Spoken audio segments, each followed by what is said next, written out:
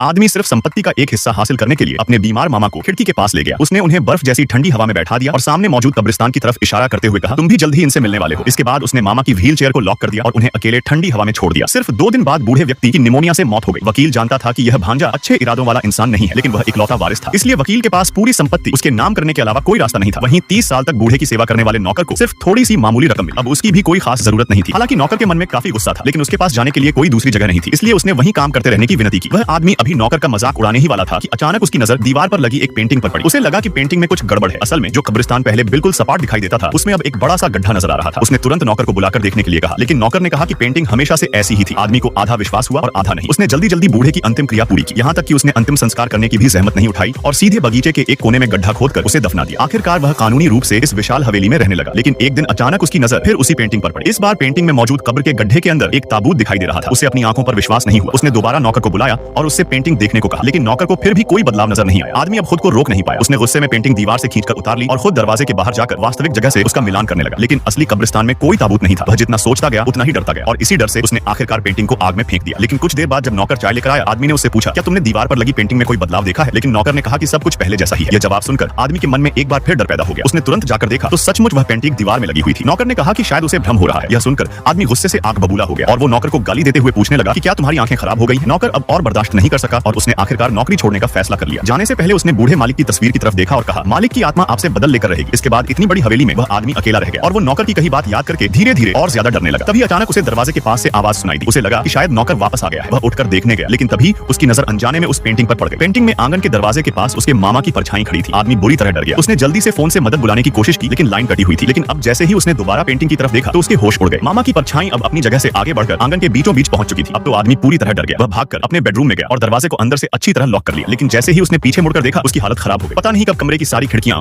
अपने आप खुल चुकी थी। डर के कारण वह बेडरूम में भी नहीं रह पाया। वह नीचे भागा और कहीं छिपने की जगह तलाशने लगा। लेकिन जैसे ही उसने ऊपर देखा, उसके सामने फिर वही पेंटिंग थी। इस बार पेंटिंग में उसके मामा आंगन से निकलकर सीढ़ियों तक पहुंच चुके थे। तभी अचानक आदमी को दरवाजे के बाहर से कुछ आवाज सुनाई दी। ऐसा लग रहा था जैसे कोई चीज जबरदस्ती अंदर घुसने की कोशिश कर रही हो। उसने तुरंत पेंटिंग की तरफ देखा। अगले ही पल वह डर के मारे कांप उठा। पेंटिंग में उसका मामा दरवाजे के ठीक बाहर खड़ा था। यह देखकर आदमी पूरी तरह पागल हो गया। वह पागलों की तरह पेंटिंग की तरफ दौड़ा और उसे नष्ट करने की कोशिश करने लगा। लेकिन उस घबराहट में वह भूल गया कि पेंटिंग कितनी भारी थी। अचानक उसका संतुलन बिगड़ गया और वह सीढ़ियों से नीचे लुढ़क गया और जिससे उसकी मौत हो गई। अगले ही पल घर का दरवाजा खुला। दरअसल नौकर को उसकी चिंता हो रही थी, इसलिए वह वापस आकर उसे देखने आया था। जब उसने आदमी को मरा हुआ पाया तो तुरंत पुलिस को फोन किया। कुछ समय बाद उस आदमी को भी घर के बाहर मौजूद कब्रिस्तान में दफना दिया गया। जब सारी बात शांत हो गई, तब नौकर ने गुप्त रूप से एक चित्रकार से मुलाकात की और उसे भारी रकम का भुगतान किया। असल में यह पूरा खेल नौकर नहीं रचा था। उसने पहले से ही कई एक जैसी पेंटिंग बनवाई थी, क्योंकि बूढ़े की वसीयत के मुताबिक अगर वारिस की 6 महीने के अंदर मौत हो जाती है तो पूरी संपत्ति नौकर के नाम होनी थी। चित्रकार को विदा करने के बाद नौकर अब आराम से इस संपत्ति का आनंद लेने वाला था। लेकिन तभी अचानक उसका पूरा शरीर कांप उठा, क्योंकि अब दीवार पर लगी उस पेंटिंग पर 2 कब्र दिखाई दे